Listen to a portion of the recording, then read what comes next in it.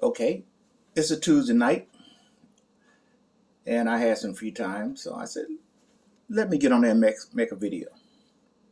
Well, the second thing was I was listening to Kevin Samuels the other night, and he was talking about side chicks.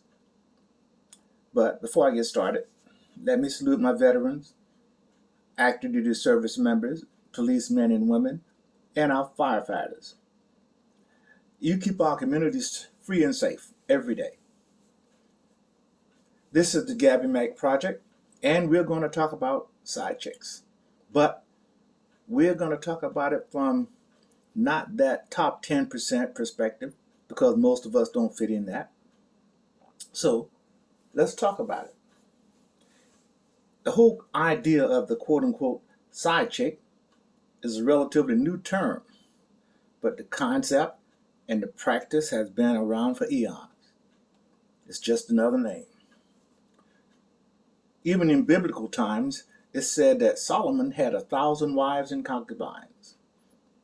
It was okay for them, so it's okay for me.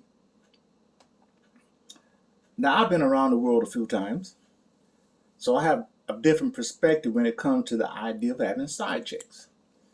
Almost everywhere I've been, and that includes the Southeast, Europe, etc., I've had a side chick or two. Every place I've been. And you might ask why. Well, normally, to be honest about it, wherever I've been, I normally had more money than the local nationals fellas. And if there was a woman I wanted and she agreed, we'd come to an arrangement. And on the fact that I get bored with the same woman all the time, this was a pretty good arrangement. Now, there is a belief that only the rich and powerful have access to side chicks.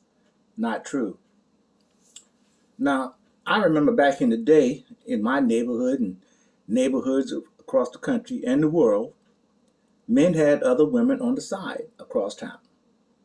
It was no big deal as long as the guy took care of the home front first. You see, he would come home on Friday, give his old lady or wife some money to pay the bills and whatever, and he would take what was left, go across town and meet up with his quote-unquote girlfriend, i.e. side chick.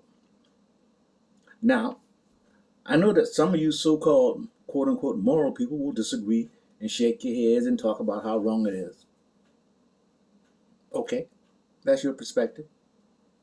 Let's get started. Now, I believe in side chicks, and I always will until I can't afford to do so. And I don't have any regrets. To me, it's transactional. You see, I believe that men will always find an outlet if their needs aren't being met at home. And let's be honest, most women change after they get married. I mean, after all, she has you hooked. She's done what she had to do to get you. And the legal system has pretty much made sure that the man is not going anywhere. So what does it matter that your wife is tired or has a headache, or she meets you at the door in rollers, house shoes, or a bonnet? And she's put on some weight, doesn't work out anymore. You see, most wives become comfortable and boring. But we men still have to go out and conquer the world to pay the bills, even when our wives have become lazy lovers and companions. And for most of us, divorce is out of the question because we have to give the wife half of the possession if we split. So, for most of us guys, a side chick is a good alternative. You see, when we guys talk, we say what we want in side chicks. We want a side chick to fulfill our needs. And she has to be available when I want to see her. You see, a side chick knows that part of her responsibility is to always look sexy and to fuck like a vixen. But they also have to be available just to listen to us and focus on us when we are together.